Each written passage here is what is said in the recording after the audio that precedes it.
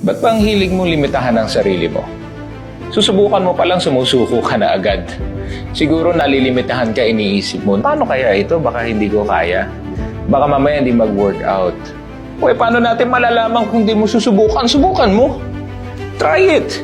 And perhaps you might find success in this endeavor. And you never really know. You would never truly know unless you try. Katulad ng ulam na pag hindi mo tinikman hanggang titig ka lang, paano mo malaman kung masarap o hindi ba? Tingnan mo, huwag mo limitahan yung sarili mo. Na feeling mo wala kang ma-achieve, hindi mo makukuha. And perhaps this is because of a previous mistake. Nagkamali ka dati, ang feeling mo na ngayon, wala ka na ngayong maitatama. Tigilan mo na yan. Kasi alam mo, kung nagkamali rin ako, mga successful na negosyante, nagkamali din yan lahat. But we did not let that stop us from trying again. Never limit yourself. Kasi alam mo, ikaw lang naman ang nagbibigay ng limitasyon. Tanggalin mo ang limitasyon na yan, then you become limitless. Tuloy-tuloy ang pag-angat mo. Kalimutan mo na yung mga previous failures mo.